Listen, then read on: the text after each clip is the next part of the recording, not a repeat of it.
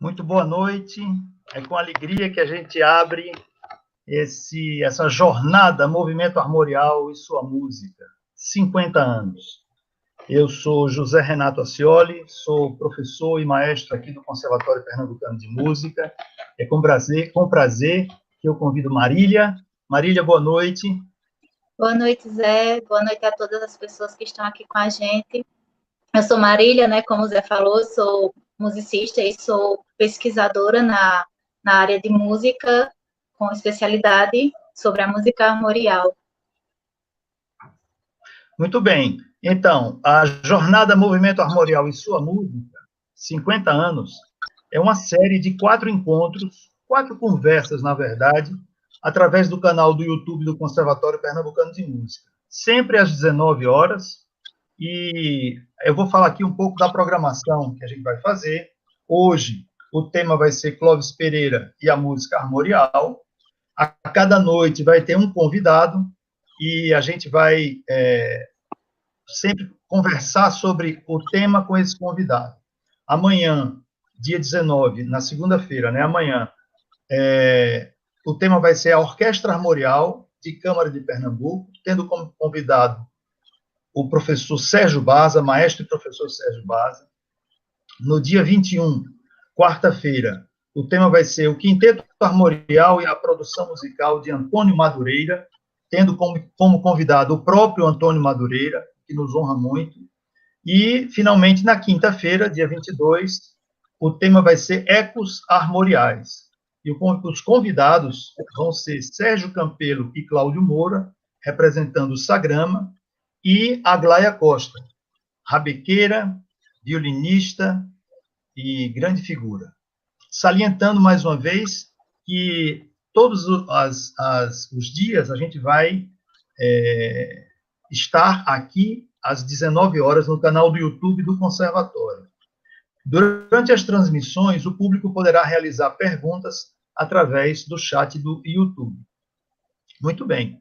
Hoje vai ser Clóvis Pereira e a música armorial. Queria dizer a vocês que, antes da gente chamar o convidado, a gente vai apresentar um pouco para vocês esse universo que a gente vai tratar dessa conversa. A gente vai ambientar vocês no universo que a gente vai conversar, para que, quando o convidado chegue, a gente já tenha um pouco mais de intimidade, vamos dizer assim, com os assuntos que a gente vai abordar. E hoje, especificamente, nós estaríamos com o Clóvis, como divulgamos, só que por conta de problemas técnicos, infelizmente, ele não vai estar com a gente. Ele queria muito, ele ficou muito feliz assim com o convite, ele ficou muito feliz em saber que o conservatório estava homenageando o movimento e a música, e ele ficou muito feliz em saber que ele faria parte do primeiro dia, só que, infelizmente, por uma questão técnica mesmo, não teve como ele estar e não teve como ninguém ir à casa dele, justamente por conta desse momento de pandemia, pela segurança própria e pela segurança do Clóvis, que já é uma pessoa de 88 anos. Então, a gente teve esse cuidado e a gente vai fazer o possível para mantê-lo presente no dia de hoje, que é dedicado ao movimento, à música e hoje especialmente a Clóvis. Exatamente. Muito bem, vamos lá, Marília, vamos tocar esse barco. Então, vou contextualizar um pouco o movimento, e antes de contextualizar, eu queria dizer que há exatamente 50 anos, no dia 18 de 1970, o movimento estava prestes a ser lançado, que foi mais especificamente às 9 horas da noite, o concerto, né, da Orquestra Armorial. Então, o que era o movimento armorial? O movimento armorial foi um movimento que surgiu com a liderança e a idealização do escritor e dramaturgo Ariano Suassuna, paraibano, mas que meio que se tornou pernambucano de coração, por morar muito tempo em Pernambuco. E esse movimento foi composto por intelectuais e artistas do Nordeste do Brasil. Qual era o principal objetivo do movimento? Era criar uma arte autenticamente brasileira e erudita, entendendo que, quando se fala em erudito, há 50 anos a gente tinha uma visão um pouco diferente do que a gente vê hoje. Quando se falava em erudito, estava mais relacionada àquela arte relacionada com a arte europeia, E aí o movimento buscava justamente isso, de tirar essa roupagem mais europeia para criar uma roupagem mais brasileira. E Ariano e o movimento acreditavam que isso só seria possível se a gente fosse buscar, ou melhor, se eles fossem buscar a matéria-prima dessa arte no interior do Nordeste. Por que no interior do Nordeste? Porque esses lugares do interior do Nordeste eram lugares em que ainda não havia tanta influência, digamos assim, das coisas de fora, do cosmopolitismo. Ariano entendia que tudo está em modificação, tudo está mudando, mas ele entendia que por não ter um contato tão grande como as capitais e algumas outras regiões do país tinham, essa mudança, ela mantinha a particularidade dos lugares. Então, para fazer essa arte, eles se inspiraram em coisas como a xilogravura, os cordéis, os folhetos, a tapeçaria. Para a música, os aboios, os cantadores de viola, tocadores de viola, as rabecas, os ternos de pífano. E antes da gente continuar falando assim mais detalhadamente do movimento, eu queria chamar um breve depoimento de um dos integrantes de movimento que não era da música, mas sim da literatura, que é o Raimundo Carreiro. O movimento armorial, criado por Ariano Suassuna nos anos 70 do século passado, encontrou no Conservatório Pernambucano de Música a sua melhor acolhida, onde ele pôde, então, realizar as pesquisas e desenvolver a música clássica de Pernambuco para mostrar ao Brasil o que ele tinha de melhor e de mais fantástico. Além disso, dentro do próprio conservatório, Ariano de Cossío de Almeida, Clóvis e Jarbas Maciel, que, juntando-se a Ariano, trataram da pesquisa e dos arranjos mais brilhantes da música pernambucana e brasileira. Nesse sentido, encontrou no Conservatório Pernambucano de Música a sua melhor acolhida e o lugar ideal para pesquisar e gravar a música clássica que revelaria ao Brasil o que há de melhor nesse campo em nosso país. Portanto, sem a colaboração do Conservatório Pernambucano de Música, era praticamente impossível criar o movimento. Zé, você viu o depoimento? Vi. Porque não apareceu para mim. Já estamos no ar de novo. Então, você quer fazer algum comentário, porque teve um probleminha, não apareceu para mim. Você quer comentar sobre o depoimento antes que eu continue? Quero, sim. Quero dizer que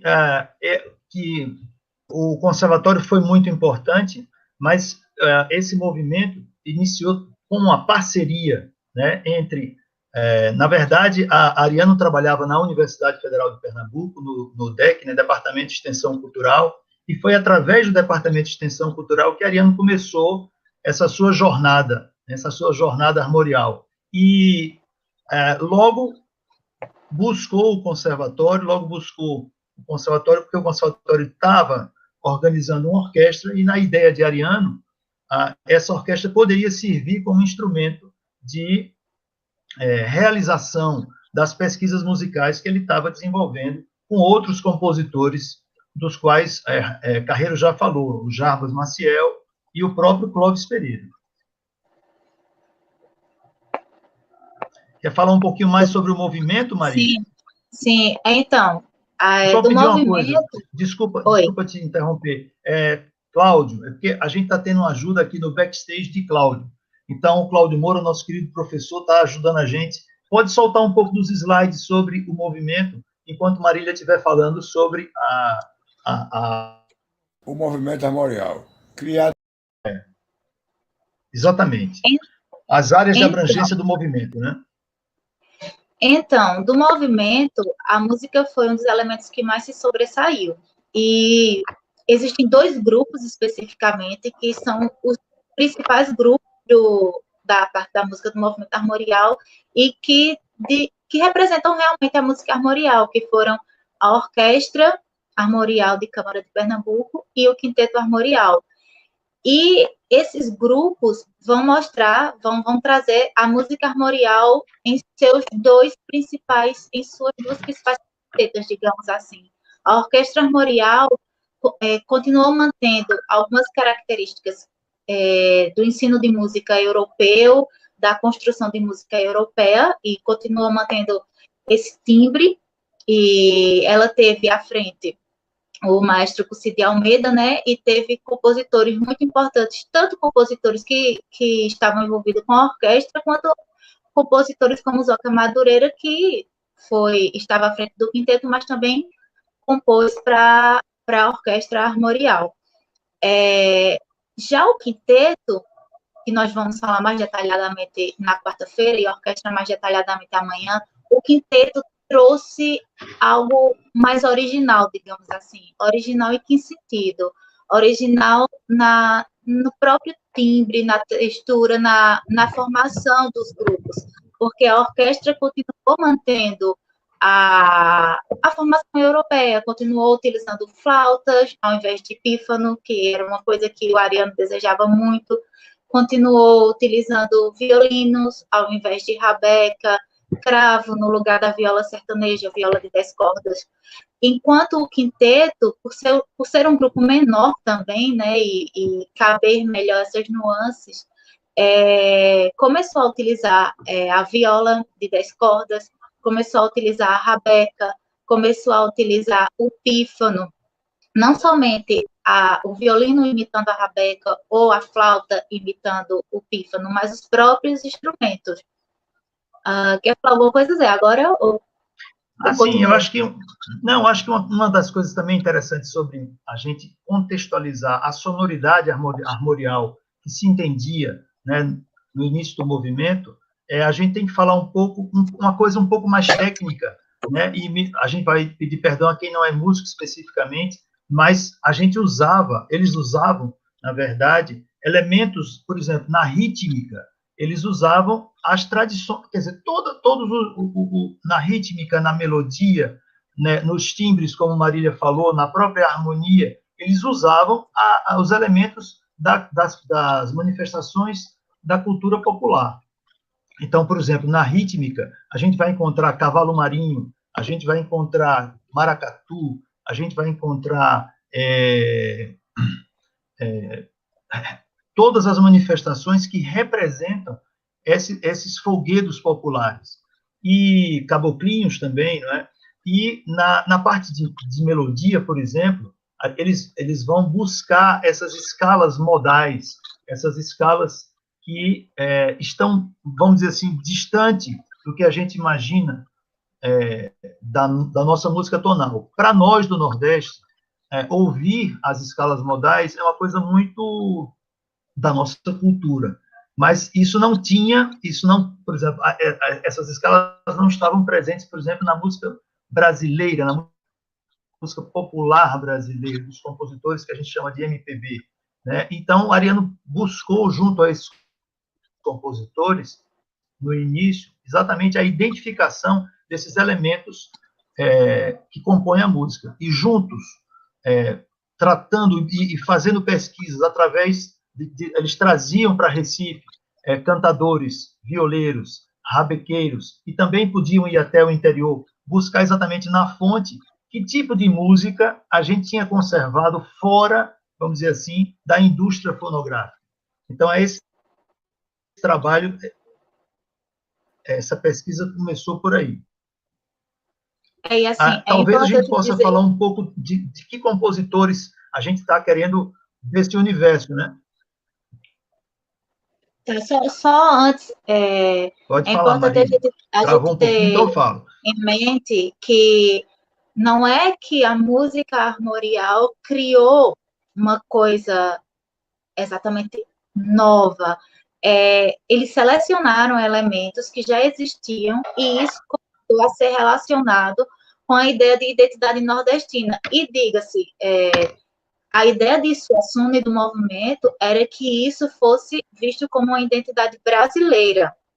Entretanto, por várias questões, começou a ser visto como algo regional, e ainda é visto até hoje como algo regional, mas a ideia mesmo era buscar uma brasilidade, e não uma nordestinidade, digamos assim.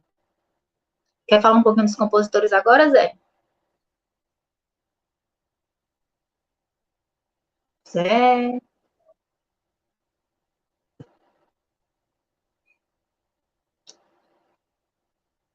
Cláudio, Zé tá travado para mim.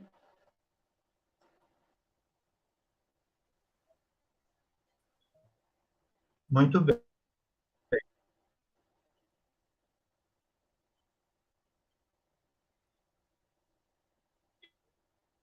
Vamos, Cláudio, você pode pegar um depoimento de Adriano que está exatamente no.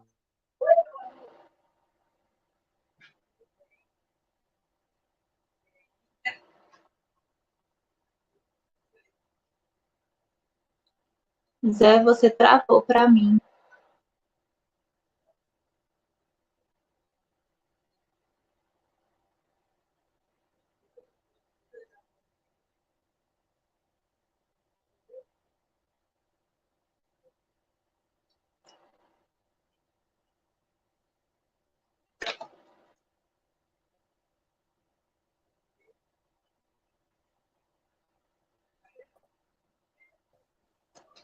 Deu problema? Aí? Zé, você sumiu para mim. Fiquei assim, eu não sabia se eu falava, porque eu não sabia como é que estava aparecendo. Acho que para todo mundo. Caí, mas já voltei, né? Mas já voltei. Então, recapitulando, Ariano entendia que essas artes já existiam, né? E ele foi uma espécie de nesse sentido. A gente pode dizer que a música armorial começa um pouco antes de 1970, com a vinda de um compositor muito importante que já fazia essas pesquisas essas pesquisas de tradição popular inspiradas nas ideias de Mário de Andrade, que era Guerra Peixe. César Guerra Peixe foi um compositor que viveu aqui em Recife por pouco tempo, veio trabalhar na Rádio Jornal do Comércio, mas esse pouco tempo que ele viveu, ele, além de pesquisar, ele ensinou composição. E aí ele ensinou composição para 3 alunos em especial, não foram 4, né? Ele ensinou composição para Clóvis Pereira, para Jarbas Maciel, para Capiba, olha lá, Capiba entrando aí no movimento, quer dizer, no embrião do movimento, e para Sivuca. Desses 4, 3 participam ativamente do movimento, que é exatamente Clóvis Pereira, Jarbas Maciel e Capiba. Cláudio, você pode colocar o slide que já tem a foto dele e reconhecer. Além desses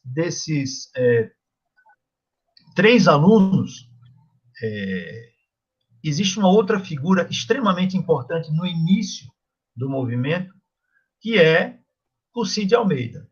O Cid Almeida chega da Europa, ele se formou no Conservatório de Genebra, em violino, e também passou por Paris, encontrou Villa-Lobos, ou seja, ele chegou já com essa ideia, ou com uma ideia, pelo menos, vamos dizer assim, delineada, de fazer 2 coisas, de montar uma orquestra e de, quem sabe, buscar essa música que ele tinha compartilhado com Villa-Lobos.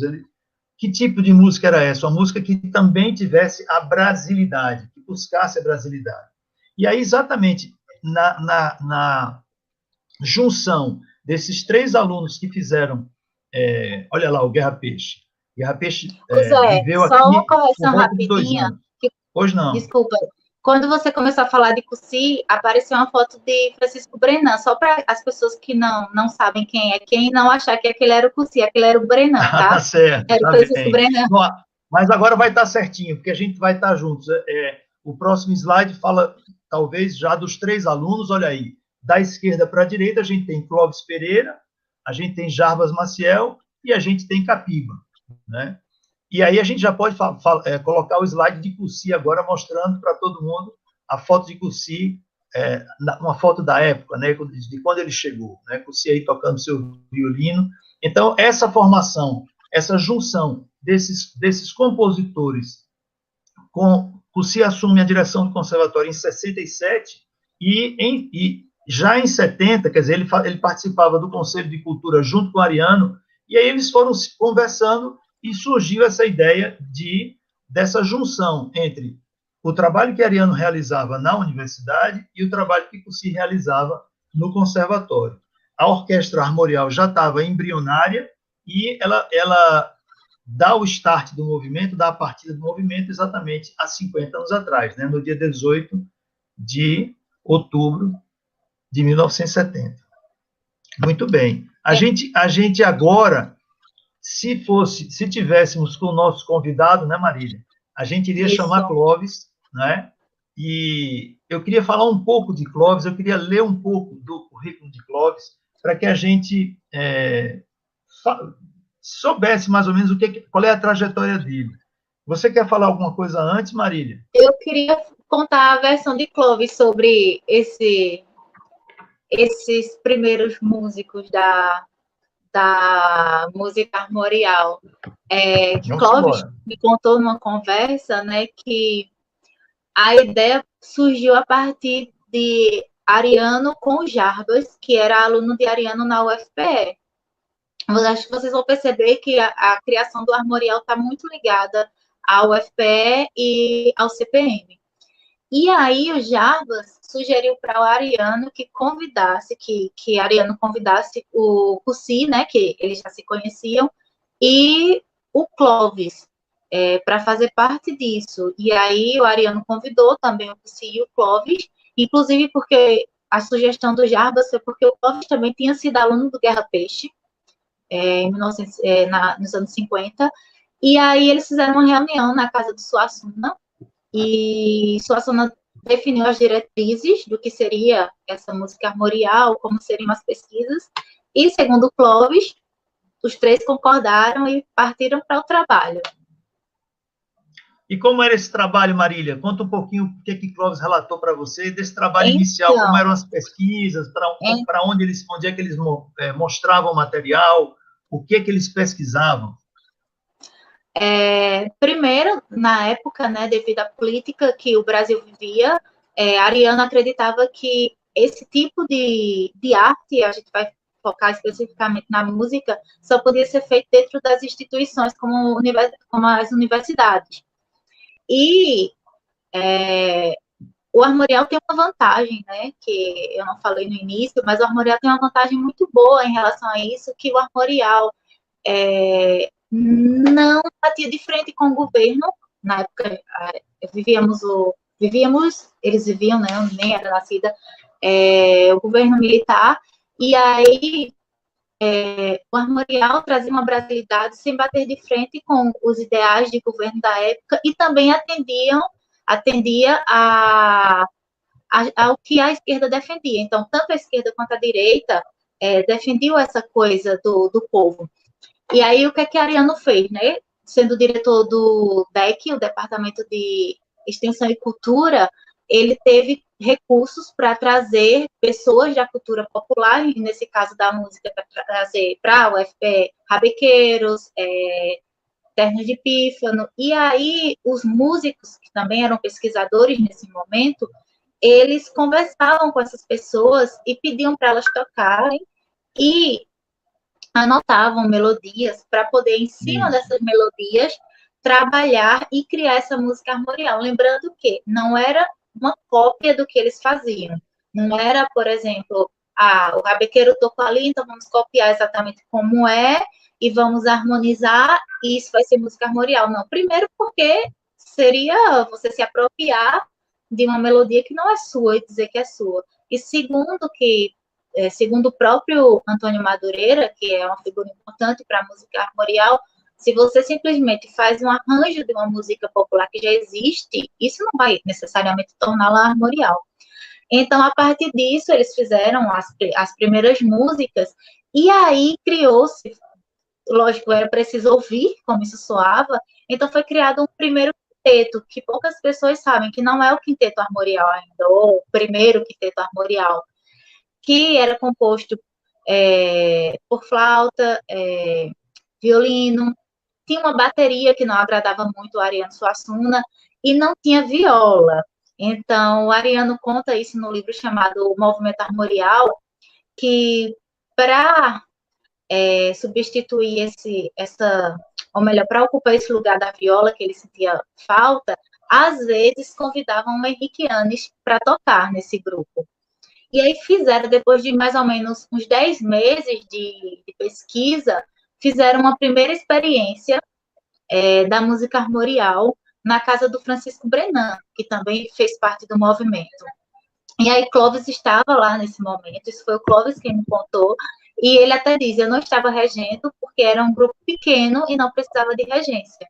Mas aí depois dessa experiência, com as conversas deles, com a orquestra que já existia, né, o trabalho de Debussy no conservatório, eles conversaram com Ariano e chegaram à conclusão que o movimento seria lançado com uma orquestra, que seria a Orquestra Armorial, que a gente amanhã vai ver que, embora a estreia da música armorial seja no dia 18, a estreia da orquestra, ainda sem música armorial, foi um pouquinho antes, o Sérgio Baza vai falar isso para a gente amanhã, e os componentes que faziam parte desse primeiro quinteto passaram a integrar também essa orquestra, que era a Orquestra Armorial, que estava se preparando há exatamente 50 anos para fazer a estreia.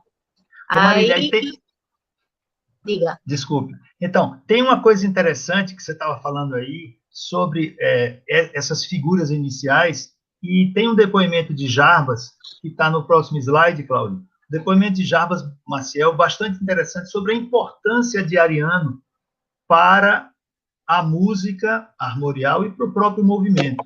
Vê se você pode colocar aí, Cláudio, como é para a gente ler aí. Jarbas dizia assim, você tem uma reação química, essa reação tem 2 compostos, mas não tem um catalisador. Então, você não tem a reação. Você tem os 2 compostos, sem um catalisador, você não tem a reação. Ariano é o catalisador em doses mínimas, mas sem ele não há reação.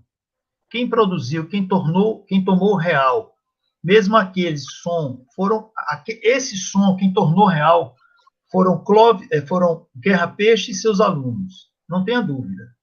Mas é muito difícil dizer, numa reação, se vai dar mais importância ao reagente da direita ou da esquerda, ou ainda ao catalisador. E a resposta honesta que dou é que Ariano não fez coisa nenhuma. Ao mesmo tempo, Ariano fez tudo. Está no trabalho de Queiroz, de 2009. Então, Jarbas, nesse depoimento, ele coloca de uma forma bem interessante, ou seja, já existia uma música, não é? Essa música, ela de alguma forma, ela já existia como armorial, mas ela não se reconhecia, ela não tinha força de se lançar no sentido do grande público ou de uma maior difusão dessas ideias. O que Ariano faz? Ele catalisa, ele traz à tona todo esse material, e ele não só catalisa, como ele impulsiona. O que é mais interessante é o impulsionamento desse material em torno de pesquisas para que a gente reconhecesse a nossa identidade musical, que a gente já tinha, mas que não era reconhecida, né? Nesse sentido, a gente termina aqui um pouco esse preâmbulo, foi meia hora de conversa, um pouco para a gente vislumbrar qual é o universo que a gente vai tratar, e desse universo que a gente pegou no início, a gente vai tratar de Clóvis Pereira, né? Do que Clóvis fez, qual foi a produção musical de Clóvis dentro desse aspecto armorial que a gente falou, né? Dentro desses vários compositores. Diga, Marília. Na verdade, agora nós teríamos o Clóvis, né, com a gente. E Pois ele mesmo é quem iria falar sobre esses aspectos, sobre a obra musical dele. Mas, infelizmente, como já falei no início, ele teve esse problema técnico, né? Tivemos, e aí a gente vai tentar o máximo possível representá-lo da maneira que ele merece. Claro, claro. E aí, olha aí, o Pereira em plena atividade como maestro. Cláudio, você pode colocar o primeiro programa, a gente queria colocar para vocês aqui, o primeiro programa, exatamente o programa do concerto, de 18 de outubro de 1970, há 50 anos atrás, eles deviam estar agora... Foi no domingo, como hoje, né? E nesse concerto, que é interessante, aí, ó, 3 séculos de música nordestina, do barroco ao armorial. Nesse concerto, tiveram 2 compositores pernambucanos, que os pesquisadores como é que chama? Já estavam em curso a pesquisa, Luiz Álvares Pinto, que foi mestre-capela da própria São Pedro dos Clérigos, porque esse concerto, que aconteceu há 50 anos atrás, abrindo o movimento, foi realizado na Igreja São Pedro dos Clérigos, que é exatamente uma igreja muito importante para, evidentemente, a história de Pernambuco, porque teve mestre-capela, tinham materiais, compositores que trabalharam nessa igreja, como Luiz Álvares Pinto, que a gente tem material hoje em dia, e era também muito importante para a música de concerto, porque a São Pedro dos Clérigos tem uma acústica fantástica, além de uma beleza arquitetônica extraordinária. Então, nesse concerto, a gente teve música barroca de 2 compositores pernambucanos, ressaltando Luiz Álvares Pinto, que foi mestre-capela da própria São Pedro dos Clérigos, e a gente teve já as primeiras composições para a orquestra da música armorial, que a gente vai destacar, vamos entrar agora na música, né? A gente vai destacar o Terno de Pífanos de Clóvis Pereira, que estava aí no programa. Então, se você puder colocar, Cláudio, Terno de Pífano de Clóvis Pereira, dizendo a vocês que a gente já vai encontrar o sabor do ritmo e da melodia já na primeira música. Interessante, não faziam com pífanos na orquestra armorial, eles substituíam o que seriam os pífanos, eles substituíam por flautas transversas. Vamos ver aí quando tiver na agulha, Cláudio coloca. De qualquer forma, a gente vai ouvir agora 2 músicas, uma é Terno de Pífano e a outra é A Chamada, de Jarbas Maciel, salientando que nesse primeiro programa, as primeiras músicas foram ainda experimentais, elas foram colocadas. Algumas dessas músicas do primeiro concerto, elas ainda vão ser retrabalhadas para as primeiras gravações da orquestra.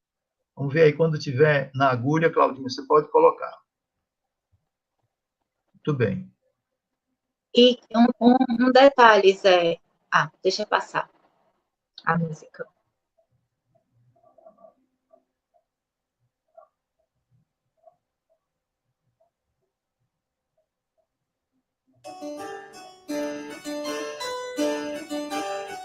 Esse é o final da música. Vai chegar o início da próxima. Isso. Olha lá, o Terno de Pífano.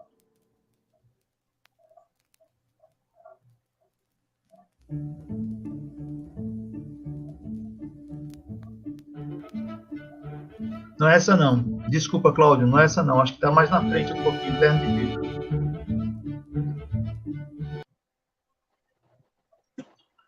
Acho que está um pouquinho mais na frente. Muito bem.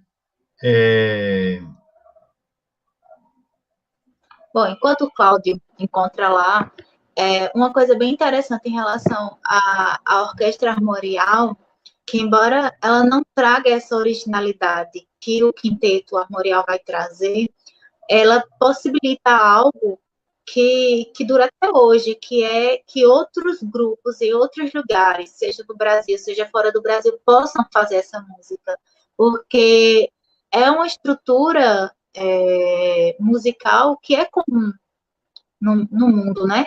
Que é a estrutura orquestral. Enquanto o quinteto não tem uma estrutura que é comum. O quinteto traz algo que é totalmente novo nesse sentido. Então, em termos de formação, né, Marília? Porque digo da formação instrumental, né? Você encontrar um grupo que toca pífano, rabeca, marimbau, é difícil você encontrar um grupo que toca violino, flauta, violoncelo. Isso daí você vai encontrar em todos os lugares do mundo.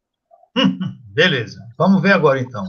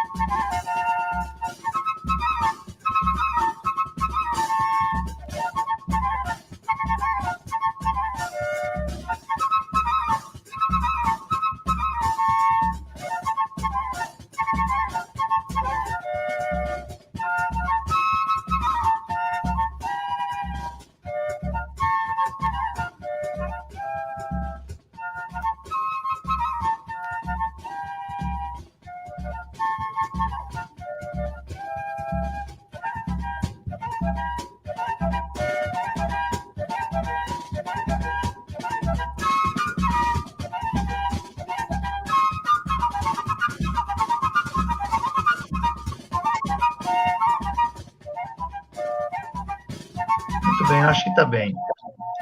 Acho que está bem.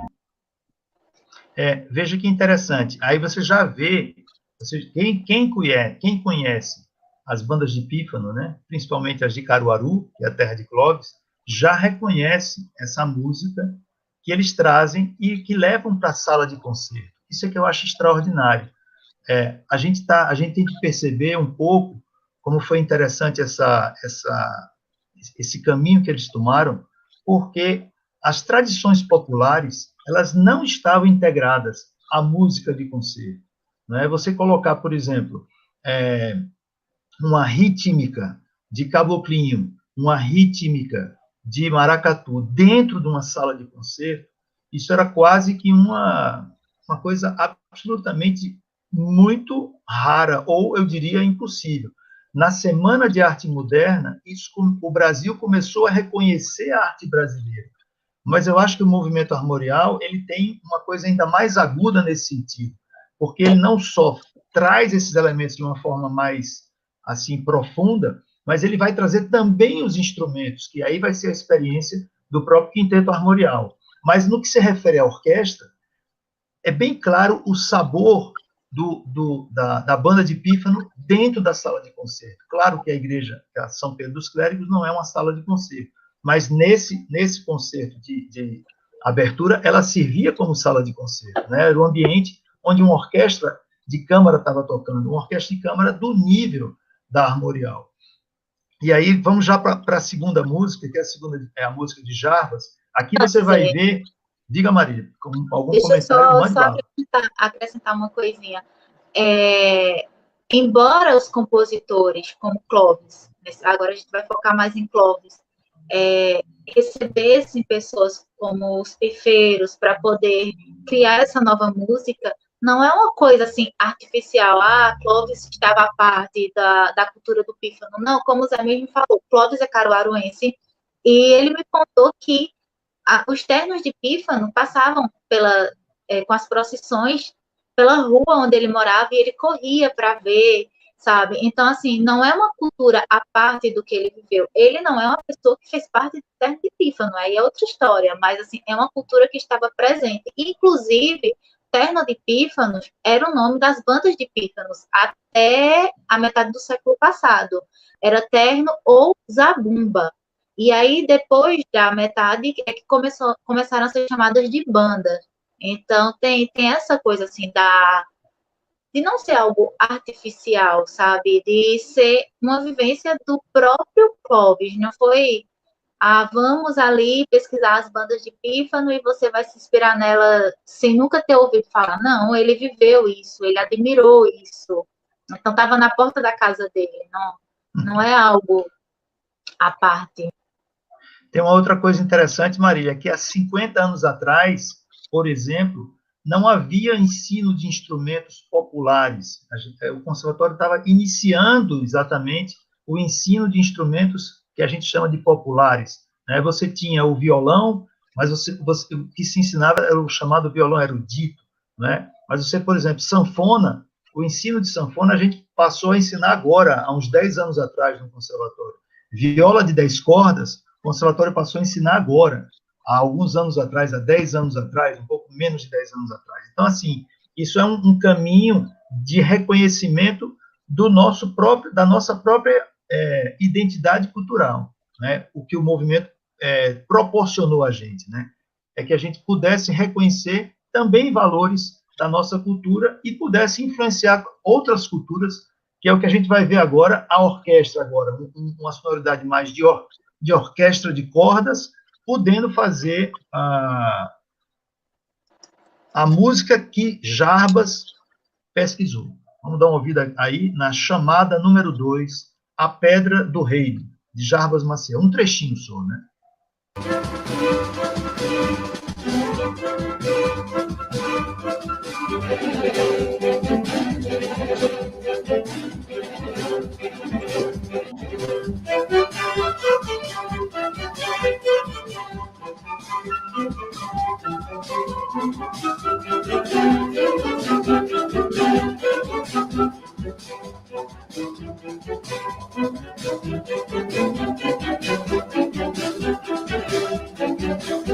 Isso é um cavalo marinho.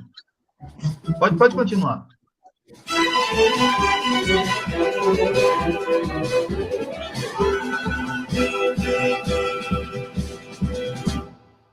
É isso aí.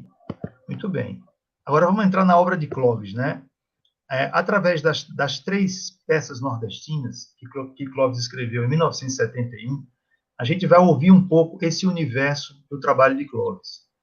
Clovis, que tem formação, ele diz assim que o único professor dele, na verdade o mais importante para o próprio Clovis, foi Guerra Peixe. Ele diz que quando estudou composição com outros professores, ele já estava impregnado dessa brasilidade nordestina que Guerra tanto ensinou para ele. Guerra não foi só um professor de composição, foi mais um mentor de uma estética que Clovis veio a reconhecer muito jovem. Clovis tinha por volta de 19 para 20 anos, quando teve o trabalho com Guerra, e em 71, já um pouco mais maduro, Clovis aí começa a escrever de maneira mais incentivado, né, por Ariano e por essas pesquisas. Ele começa a escrever, e as 3 peças representam muito bem, as 3 peças nordestinas, representam muito bem essa linguagem que Clovis vem estabelecer como a sua linguagem, né, o seu DNA de compositor de música armorial. Vamos ouvir a primeira faixa? Sim. Assim que tiver, Cláudio, você quer falar um pouquinho, Marília? Quero sim. E é interessante que Clovis, eu acho que como muitos compositores da época, estudantes de composição da época, queriam escrever com pessoas de fora, porque é meio que você acha que é aquela história, a grama do vizinho é sempre mais verde. E ele tinha, assim, tendências a trabalhar com música americana e tal. E aí, depois que ele conheceu Guerra, ele disse que deixou essa coisa de música americana para lá. Ele disse, eu vou escrever música daqui, vou escrever música brasileira, música do Nordeste. Então, ele tinha isso, mas aí precisou alguém de fora vir dizer, olha, o que você tem é muito bom, né? O material que tem aqui é único e é muito bom. E foi aí que ele se tornou, como ele diz, né, um compositor de música nordestina. Eu diria de música brasileira, mas ele diz de música nordestina. Vamos lá, então. Vamos ouvir das 3 peças.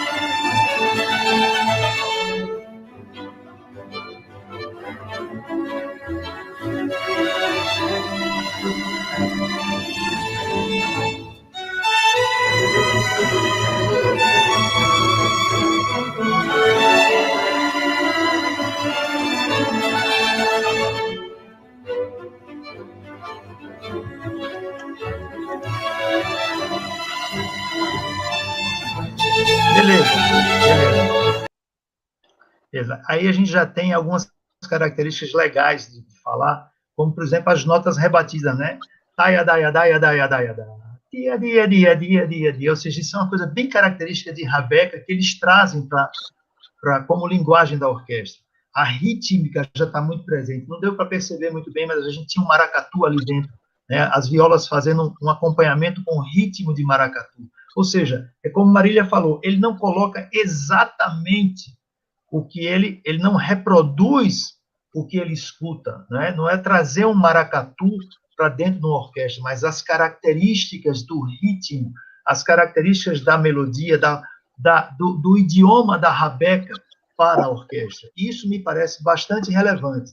Na segunda peça das três peças, ele traz o aboio.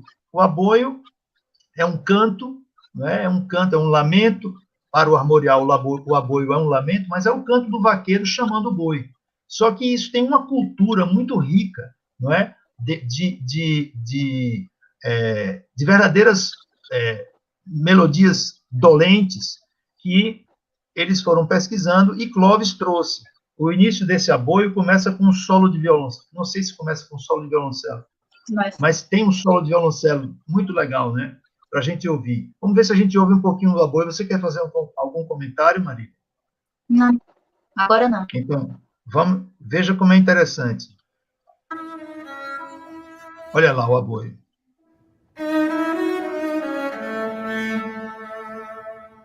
Isso representa o canto.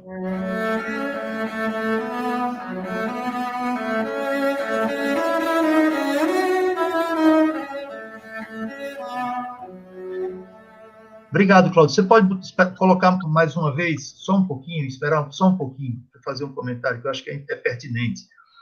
Reforçando aqui, veja que interessante. É como se fosse a estilização do aboiador, só que ele traz esse canto para o violoncelo. O violoncelo é um dos instrumentos que mais fica próximo à voz humana, né? A voz de um homem.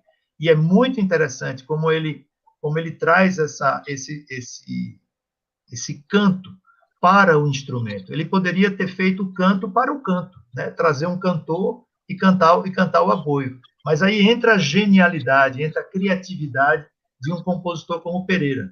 Clóvis Pereira tem essa característica de recriar, né? De buscar a sensibilidade do instrumento para a voz ou da voz para o instrumento. Quando a gente chegar na missa, a gente vai ver exatamente o contrário. Eu acho isso muito interessante. Pois é, e só um detalhe, assim, como ele dá um destaque especial ao violoncelo nas obras dele, de modo geral, mesmo quando não é para o violoncelo ter destaque em algum momento, ele vai aparecer. Eu não sei se ele tem um carinho especial por esse instrumento, mas, assim, ele sempre dá um certo destaque a esse instrumento. Com certeza, com certeza. Inclusive, ele vai ter, agora, né, já nos anos 2000, ele faz um concerto para violoncelo, que a gente vai ver daqui a pouco. Beleza, Cláudio, obrigado. Vamos ouvir agora.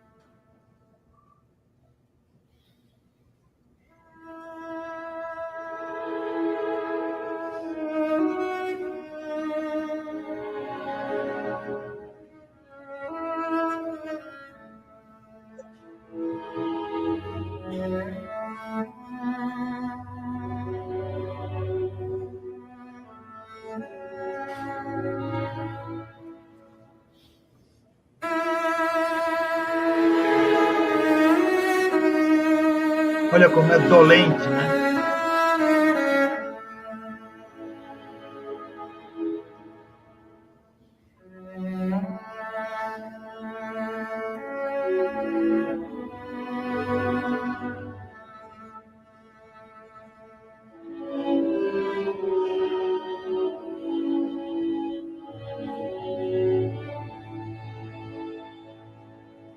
Aí vem a segunda parte, que é um tema bastante interessante.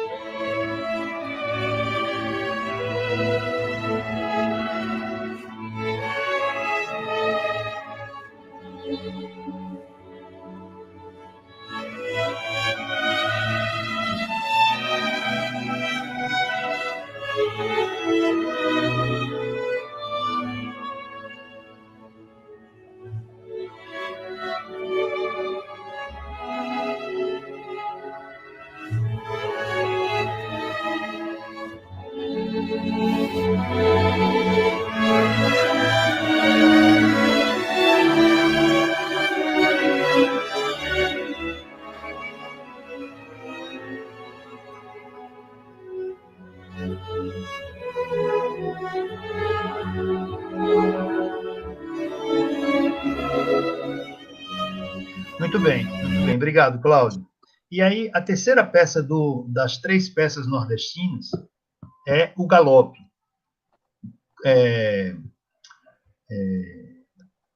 Guerra Peixe também tem um galope.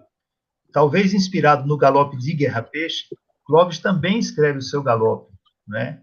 Que é inspirado exatamente nessa ideia do vaqueiro galopando, do vaqueiro entrando na caatinga e buscando gado. Vamos lá. Vamos para o galope. Olha a rítmica do galope, como é interessante.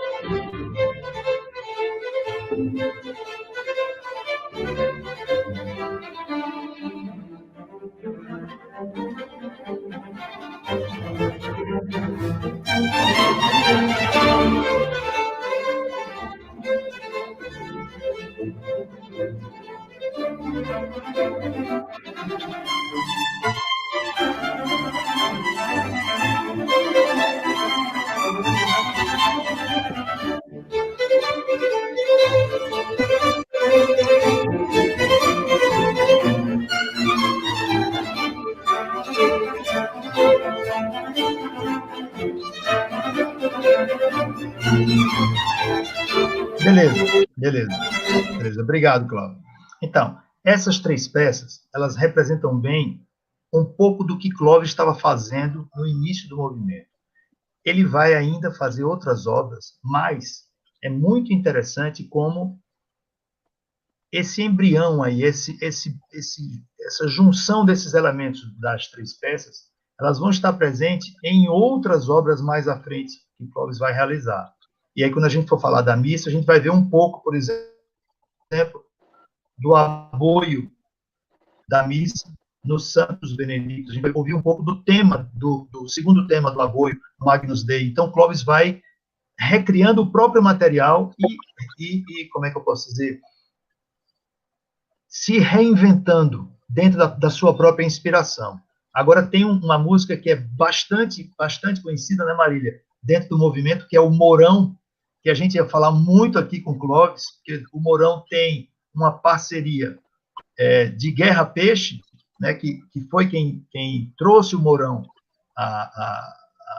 na sua primeira aparição, que se chamava De Viola e Rabeca, né, Marília? Fala um pouquinho para a gente como é que antes de falar, Cláudio, coloca o trechinho, por favor. Do De Viola e Rabeca. O De Viola e Rabeca, beleza. E aí depois, o que acontece? Eu queria que colocasse primeiro o trecho, antes de falar. Para depois falar, né? Você quer que o pessoal fique com água na boca. Tudo bem, então vamos lá.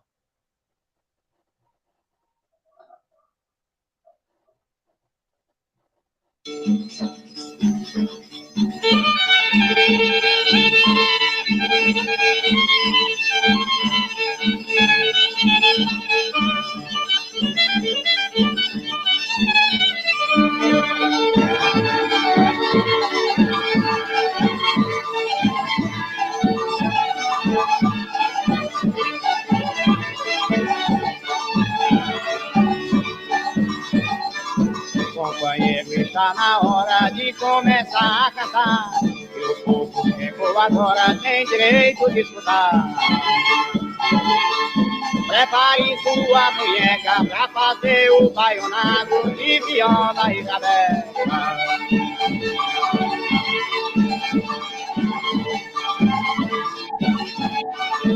Cláudio, pode tirar. Obrigada. Então, esse daí é o Mourão de Guerra Peixe, que muita gente não sabe, que inclusive tem letra. Eu não sei dizer se essa letra foi do Guerra ou se ele pegou essa letra de alguém.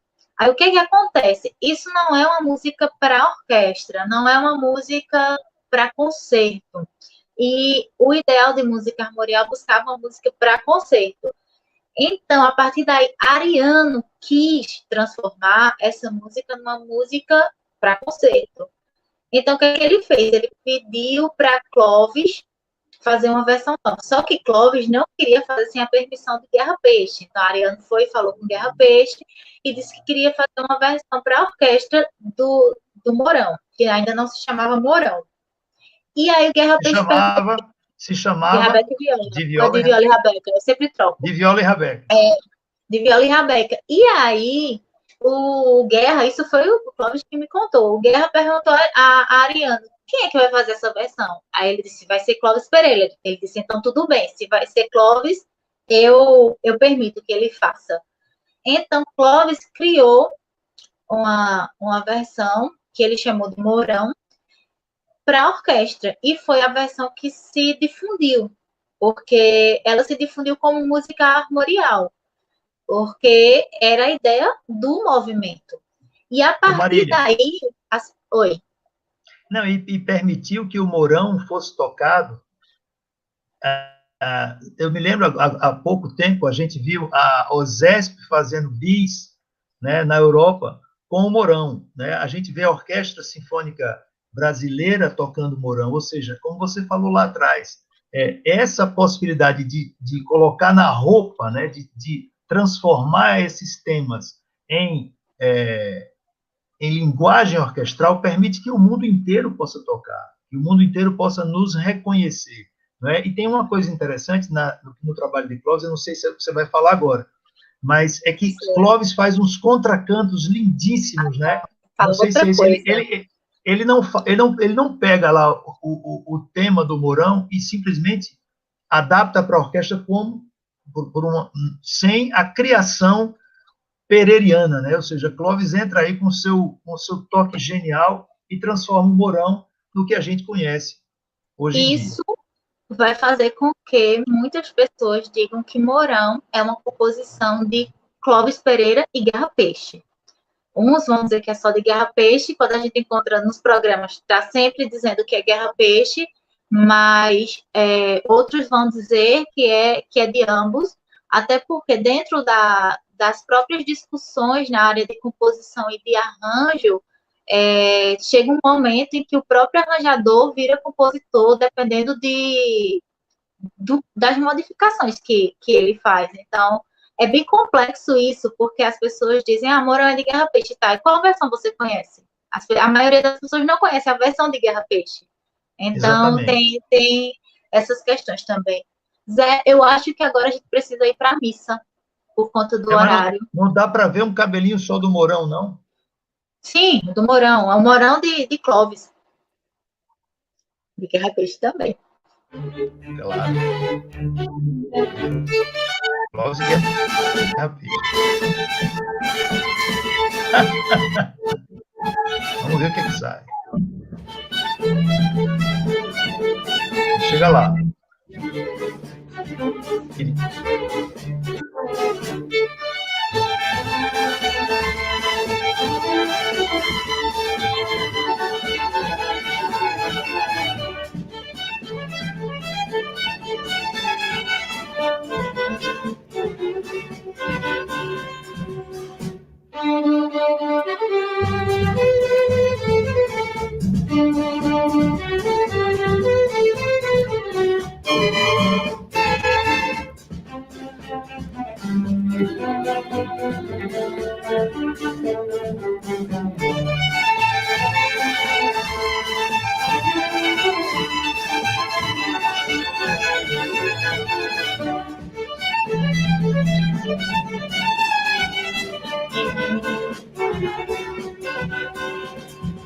Cláudio?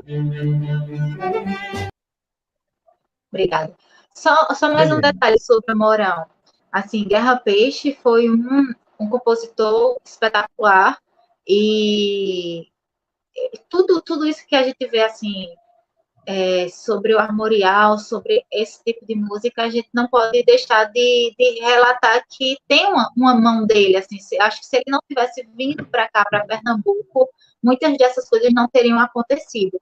Mas especificamente sobre o Mourão, o que Guerra Peixe faz é basicamente o que as culturas populares já faziam. Ele usa um coco, né? Ele usa um coco igual todo mundo já fazia, e ele coloca um texto, que eu não sei dizer se é dele ou de outra pessoa, mas com versos de 7 sílabas poéticas, que é o normal nessas culturas. Então, assim, não foi algo extremamente novo. Eu vou ter que chamar a atenção para o que Clovis fez em cima da criação de guerra, assim. O que Clovis fez foi que trouxe um pouco mais de novidade nesse sentido, porque também em termos de música instrumental tem o diálogo que essa música faz com a música nacionalista que já era feita desde o início do século passado. Zé? Eu acho que o Zé travou. Restabeleceu? Vamos lá. Marília, sim, agora para mim. Antes de Zé Renato começar, eu queria dizer duas coisas. Uma é que se não fosse essa pandemia, neste momento, estaríamos lá na igreja de São Pedro dos Clérigos fazendo um concerto. Espero que daqui a um ano estejamos comemorando os 51 anos do movimento armorial na igreja de São Pedro dos Clérigos. E a outra coisa que a gente vai finalizar agora com a missa é que a missa foi um trabalho do Zé no mestrado, né? Então, assim, ele se aprofundou mesmo assim, nesse trabalho, nessa obra de Clovis, tanto na parte teórica quanto na parte performática, né? Ele juntou assim as duas coisas. Então, eu diria que depois do compositor, né? A melhor pessoa que a gente poderia ter aqui para falar dessa obra de Clovis, que é a obra mais extensa do movimento armorial, e também a obra mais extensa de Clovis, né? Também Zé. É o Zé Renato. Então, se na falta do compositor, acho que estamos bem representados agora. Então, com vocês, Zé. Então, a missa, o movimento produziu 3 missas. A grande missa nordestina de Clovis, a missa armorial de Capiba, que Clovis fez a orquestração, e uma missa incompleta de Cussi, que a gente tem o Kyrie e o Glória. Normalmente as missas têm 5 partes. Vamos entrar direto na missa, a gente vai ver o Kyrie primeiro, e logo, o que Clovis faz? Ele faz uma abertura bastante imponente, bastante majestosa, e ataca um caboclinho. Quer dizer, quem é que vai imaginar que a gente vai ter um caboclinho, o ritmo de caboclinho, dentro de uma missa? Vamos ver.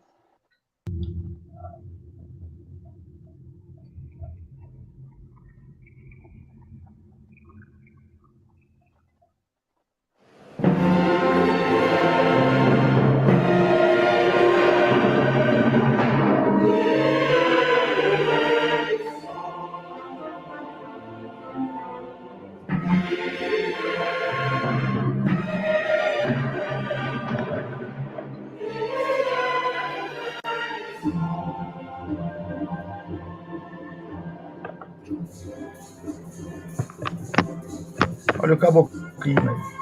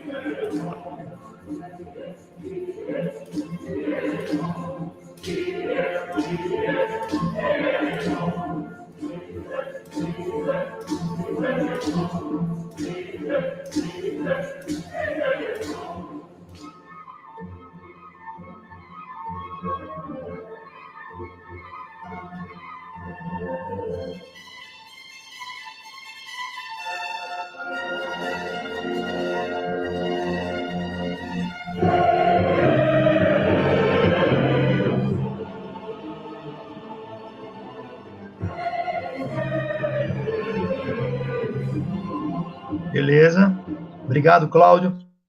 Vamos direto para o Glória. É interessante ressaltar o trabalho de Clóvis, no meu entender, muito especial, porque ele une toda essa cultura baseada nas tradições populares com a cultura da tradição católica. Ou seja, existe missa, né, essa forma musical, desde a Idade Média. E aí Clóvis une, por exemplo, em geral, algumas missas no Renascimento e mesmo na Idade Média, antes de iniciar a polifonia, a missa começava com o que eles chamavam de introito. Introito era um cantor só, cantando a introdução e o coro respondendo, no que a gente chama, em música, de canto responsorial, ou seja, um solista e um coro respondendo. Veja o Glória como é interessante. Ele inicia com essa tradição de um solista e de um coro respondendo.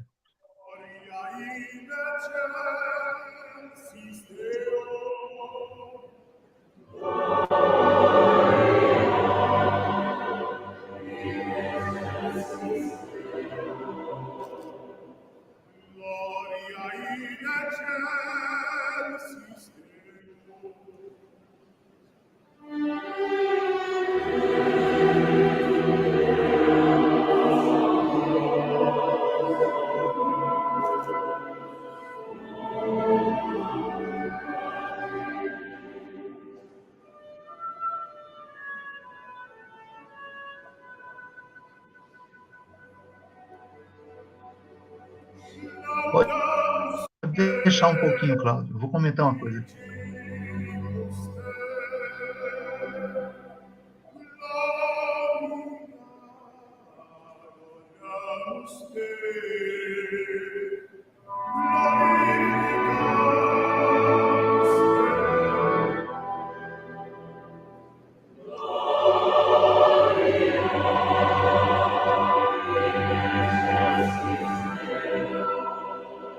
Aí entra um baião agora.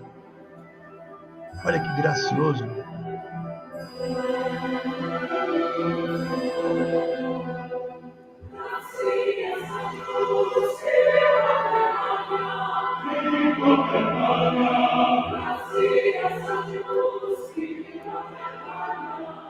Muito obrigado. Vamos direto para o Glória. Vamos direto para o Credo. Eu estava no Glória. Vamos direto para o Credo. Antes de continuar, eu queria só fazer um comentário. Na verdade, dois. Um é que o Clóvis está lá, né? Quando aparece o Zé regendo, aparece o Clóvis e a esposa dele ali meio que abaixo do braço, eles estão na primeira fila. E a outra porque esse conceito. Oi. Diga. Então, é isso que você vai. Desculpa, é isso que você vai falar. Esse concerto foi o concerto de comemoração dos 45 anos do Movimento Armorial e dos 85 do Conservatório Pernambucano de Música. Do Conservatório. E Enxeridinha no coro, cantando também. Embora eu não fizesse Maria parte Maria tá lá cantando. Nem do Contracantos e nem do coro do Conservatório, eu estava lá de enxerida no coro, cantando a missa de Clóvis, que era uma das vontades assim que eu tinha muito, era cantar a missa de Clóvis. Que a primeira vez que eu ouvi foi aqui em São Caetano, regida pelo Zé Renato. A gente fez um projeto lindo. A gente fez um projeto lindo que pôde levar a missa de Clóvis para Caruaru, para São Caetano, né, com 120 integrantes entre coro e orquestra. Mas a gente vai ouvir do Credo, isso é interessante, a mistura de agora é Clóvis se reinventando. A gente vai ouvir um pouquinho. Não vai botar a cantiga antes, Cláudio, ou não? Talvez botar o link da cantiga, só para a gente ver. Bom, o que Clóvis faz? Clóvis pega temas que já trabalhou, como, por exemplo, tem uma música dele muito linda chamada Cantiga. Ele pega, a gente vai ouvir só um trechinho de 1 minuto da cantiga, e aí ele pega a cantiga e traz a cantiga para dentro do credo. Ou seja, é muito interessante o trabalho que ele faz. E a segunda coisa bastante interessante do credo é o seguinte: existe o credo, né, aquele texto que muita gente conhece, creio em Deus Pai Todo-Poderoso, Criador do céu e da terra, é um texto extremamente longo, né, dentro do texto fixo de missa, da missa tradicional, da missa que a gente vai todos os domingos. E o que Clovis faz nesse trecho? Ele coloca uma outra tradição do canto-chão, que é a tradição do reto-tono, ou do canto de salmodia, que é aquela coisa que faz Dominus Iesum Christum, Filium Dei Unigenitum, ou seja, você canta um texto com uma nota só. Isso é bastante interessante, porque é uma outra tradição muito importante do canto-chão, que Clovis traz para a missa, fazendo essa junção ainda mais, vamos dizer assim, simbiótica entre nossa cultura e a tradição da Igreja Católica. Mas vamos ouvir a chamada, o tema da chamada. Vamos lá. Ou o tema da... Perdão.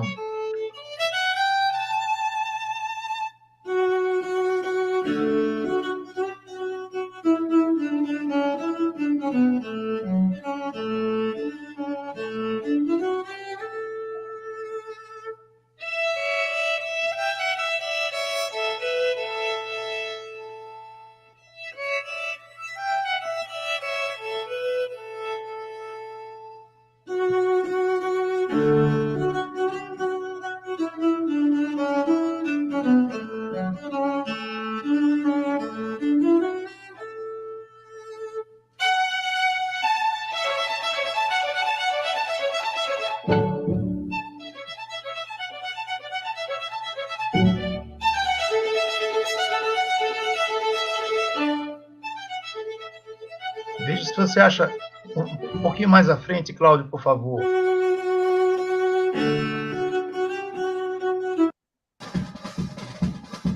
Aí já era só um pouquinho.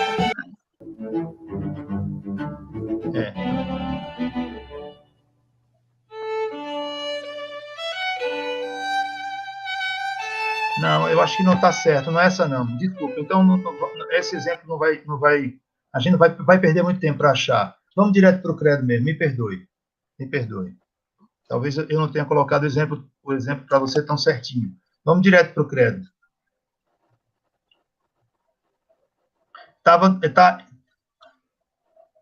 É que era 8 minutos e 11. Fui eu que errei, Cláudio, me perdoe. Mas vamos direto para o credo. Não tem importância. No credo é 8 minutos e 11, se não me engano.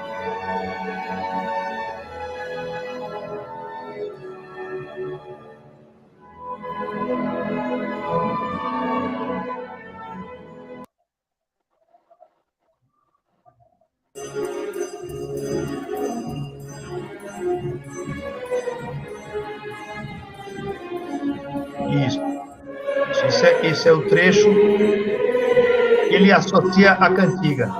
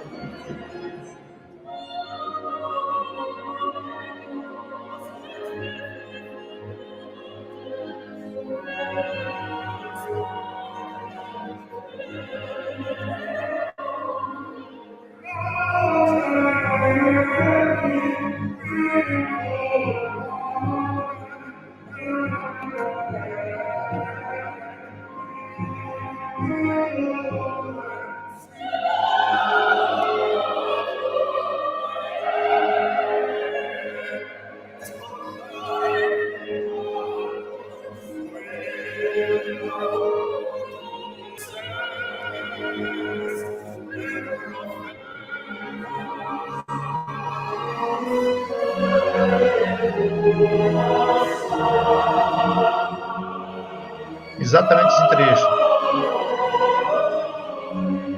Aí está o tema da cantiga.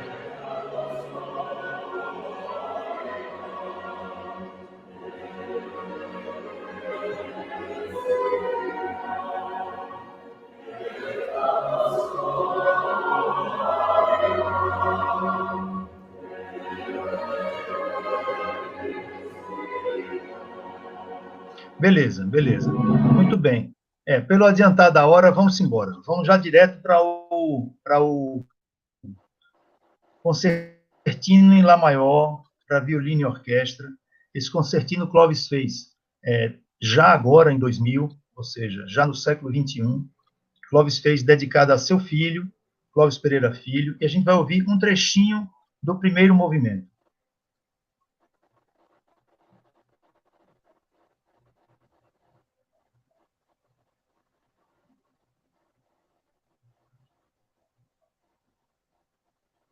Tem algumas perguntas, quem quiser fazer, talvez agora seja a hora de algumas perguntas, se vocês quiserem passar para a gente, Cláudio. A gente vê um pouquinho do concertino em Lá maior.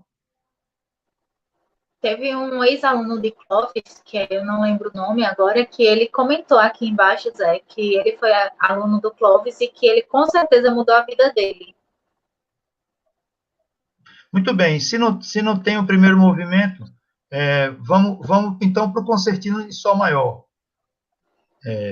A gente deixa registrado que Clovis tem esse concertino em Lá maior para violino, dedicado a Clovinho, Clovis Pereira Filho, e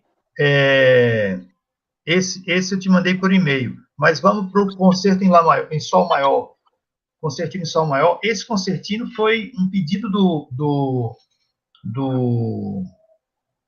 Antônio Menezes, que é um dos violoncelistas mais reconhecidos do mundo, e é muito interessante esse movimento, porque ele une um pouco dessa tradição mais do que ele já faz, do que a gente reconhece como armorial, com elementos do carnaval. Poucos sabem, ou muitos sabem, que Clovis foi compositor e grande compositor de frevo, né? E aí junta um pouco aqui nesse concerto, nesse terceiro movimento do concerto, do concertino para cello de Clovis Pereira, ele junta essa linguagem que a gente reconhece como armorial com uma linguagem que Clovis também trabalhou e que não deixa de ser armorial no frevo.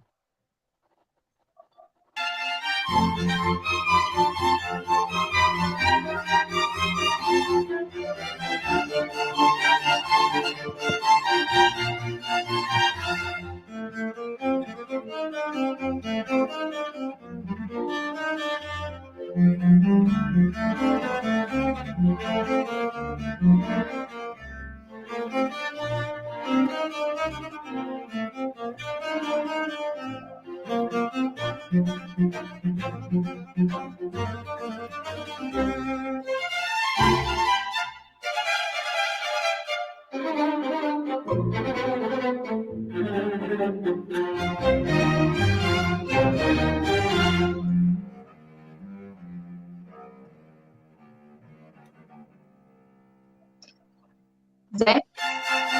Oi. Deixa só chegar, eu queria que chegasse um pouquinho na parte do carnaval. Tá, é porque eu pensei que tinha parado. Então volta pro carnaval, porque depois eu falo. Não. Deixa rolar um pouquinho para as pessoas ouvirem. E vocês podem encontrar isso fácil no YouTube, quem quiser conhecer esse concerto. Mas pode tocar, Cláudio, pode ir lá. Da onde estava mesmo.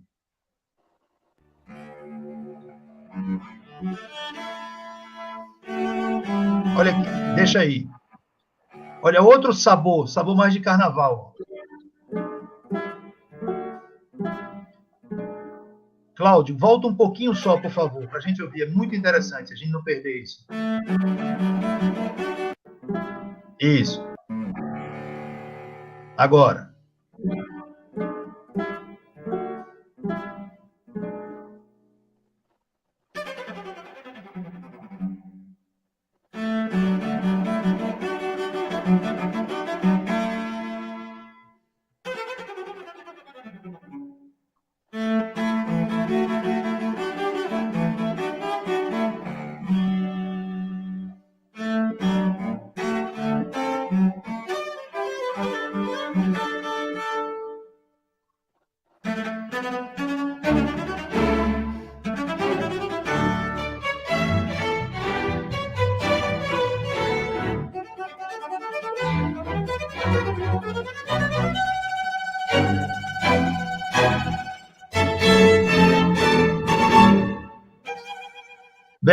Beleza.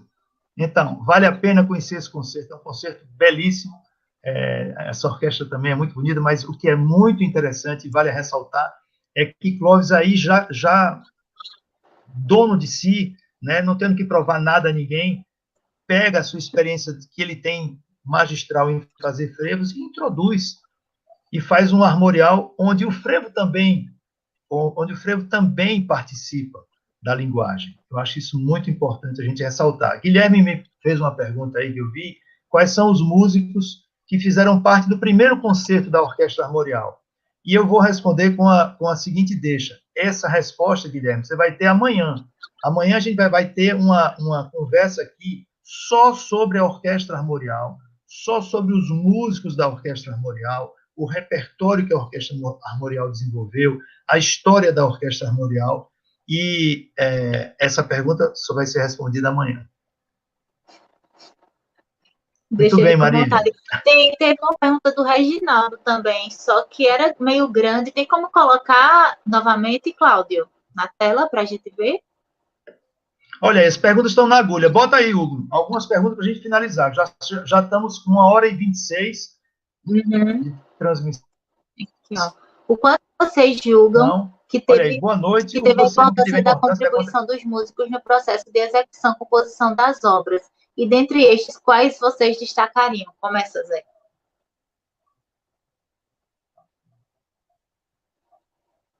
Zé. Dos músicos. Enquanto você está pensando, eu vou começar. Olha, isso é uma... Reginaldo, isso é uma conversa... então vai você.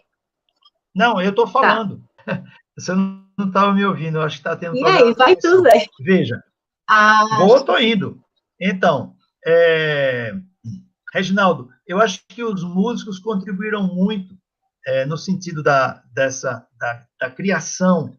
Sempre que a gente tem um compositor, como a gente teve esses compositores próximos, o compositor sempre vai até o músico, e o compositor sempre dialoga com aquilo que ele está pensando que vai dar certo. Então, vou te dar só um exemplo.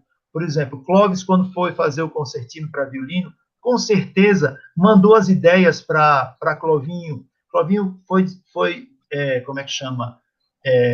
Experimentando, e ele vai trabalhando com o compositor, ele vai dizendo, olha, isso aqui está muito bom, mas tecnicamente pode ser um pouquinho, pode ser um pouco adaptado para que fique mais confortável. Esse tipo de diálogo, quando o compositor é aberto, como o Clovis então ele pode fazer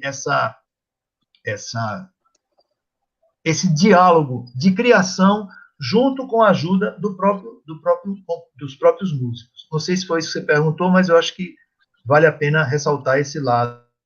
Então, os músicos da Orquestra Armorial do início eram músicos extremamente qualificados, e com certeza eles participaram dessa interação junto à criação com aqueles primeiros compositores que estavam ligados à orquestra. Então, você vai amanhã, né? Você vai ter essa resposta amanhã. A gente vai dar essa resposta só amanhã, veja. Amanhã vai ser um programa especialmente sobre a Orquestra Armorial, tá certo? Eu queria aqui, acho que já está na hora da gente, né? Eu queria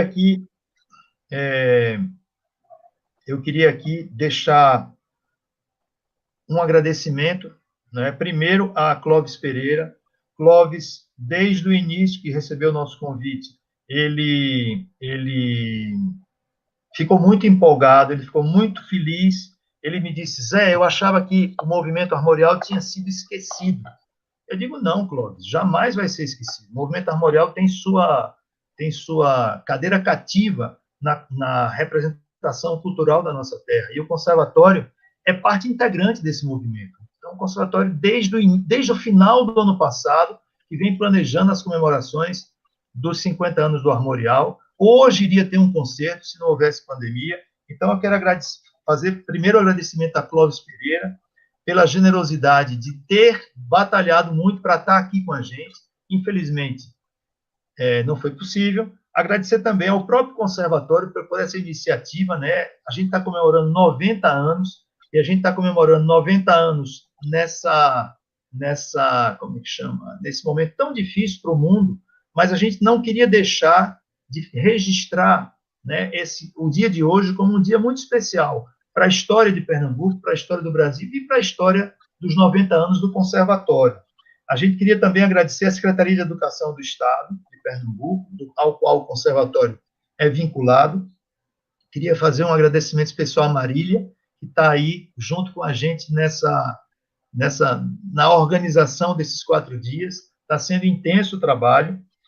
Agradecer a Raimundo Carreiro pelo belo depoimento e dizer a Marília que ela pode anunciar o tema de amanhã, né? Eu já anunciei, mas pode anunciar. A Fred, antes de acabar mesmo, só para dizer que Fred Andrade, que é um grande músico, que fez uma live linda aqui para o Conservatório, falou que foi aluno de Clóvis, ou seja, Clóvis tem a sua contribuição não só artística, não só criativa, mas também desses alunos, muitos alunos que ele ajudou à formação e que tem muita gratidão por ele. Então, muito obrigado, Clóvis Pereira. Ele foi professor do Conservatório da Universidade Federal de Pernambuco, da Paraíba e do Rio Grande do Norte. Foi nosso professor no Conservatório, foi nosso diretor do Conservatório, foi meu professor na universidade, tive o prazer de estudar com ele. Então, assim, é uma figura que merece toda a nossa... tudo que a gente puder fazer de bom por ele. Muito bem. Marília, anuncia amanhã que a gente está já na hora de acabar, senão Rose, que é a diretora do Conservatório, vai brigar com a gente. A gente já está a 1h30, já passamos da hora. 31.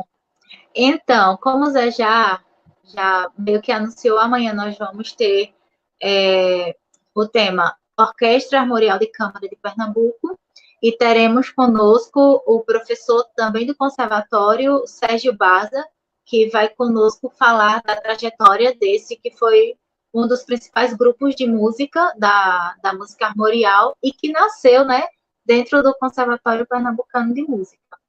Eu faço dos agradecimentos de Zé os meus, e agradeço de forma especial ao Clóvis. Como ele não está aqui, eu já disse isso a ele pessoalmente, e eu vou estender isso agora.